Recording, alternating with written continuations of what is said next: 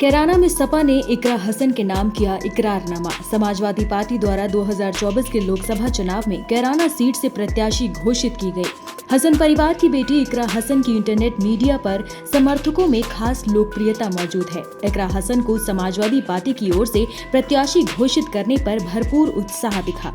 Samajwadi party के कैराना से लगातार तीसरी बार मौजूदा विधायक चौधरी नाहिद हसन की छोटी बहन इकरा हसन को समाजवादी पार्टी ने 2024 लोकसभा के चुनाव में प्रत्याशी बनाया और इकरा हसन जीती भी। इकरा हसन पूर्व में जिला पंचायत सदस्य पद पर अपनी किस्मत आजमा चुकी हैं। इसमें उन्हें एमएलसी वीरेंद्र सिंह के पुत्र मनीष चौहान के सामने हार का सामना करना पड़ा था। इकरा हसन पिछले 9 सालों से कैराना क्षेत्र की राजनीति में सक्रिय हैं। वो पूर्व सांसद तबस्सुम हसन की बेटी हैं और कैराना से सपा विधायक नाहिद हसन उनके बड़े भाई हैं। इकरा हसन ने लंदन की यूनिवर्सिटी से कानून की शिक्षा हासिल की है। इकरा पूर्व सांसद रहे चौधरी अख्तर हसन की पोत्री और पूर्व सांसद रहे मुनव्वर हसन और तबस्सुम हसन की बेटी और मौजूदा कैराना विधायक नाहिद हसन की बहन है।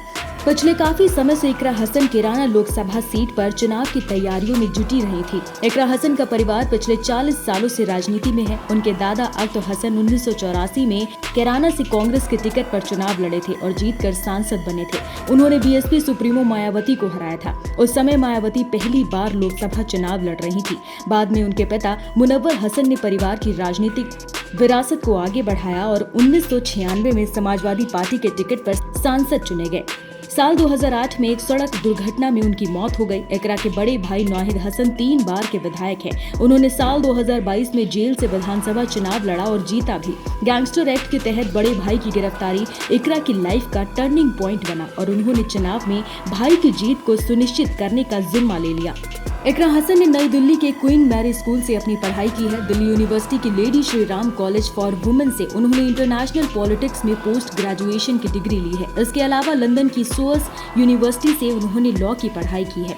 इकरा ने लोकसभा चुनाव 2024 के लिए कैराना से नामांकन भरा था। चुनावी हलफनामे में उन्होंने खुद की पहचान एक किसान के तौर पर बताई थी। इकरा का कहना है कि उनके पिता की मौत के बाद राजनीति में बदलाव हुआ और सांप्रदायिक मुद्दे सबसे बड़े बन गए। बता दें कि साल 2019 के चुनाव में बीजेपी उम्मीदवार प्रदीप चौधरी ने इकरा हसन की मां तबस्सुम को चुनाव में हरा दिया था। इससे पहले प्रदीप 2012 के गंगोह विधानसभा चुनाव में उनके भाई नाहिद हसन को भी मात दे चुके हैं। लेकिन अब कैराना लोकसभा सीट से इकरा ने प्रदीप चौधरी को बड़े अंतर से हरा दिया है और अपनी मां व भाई की हार का हिसाब किताब भी पूरा कर लिया है। 29 साल की इकरा हसन ने चुनावी हलफनामे में अपनी संपत्ति 68 लाख रुपए से ज्यादा बताई है। उन पर 8 लाख से ज्यादा की देनदारी यानी कि कर्ज भी है। इकरा हसन के पास 40,000 रुपए कैश हैं, वहीं उनके बैंक अकाउंट में 40,000 से ज्यादा की रकम है। नई नवेली सांसद इकरा हसन के पास 35 ग्राम गोल्ड के गहने हैं जिनकी वैल्यू करीब 2.5 लाख रुपए है।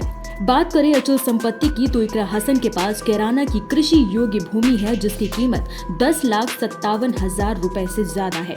वहीं नॉन एग्रीकल्चर जमीन भी उनके पास है जिनकी वैल्यू 55 लाख रुपए से ज्यादा है।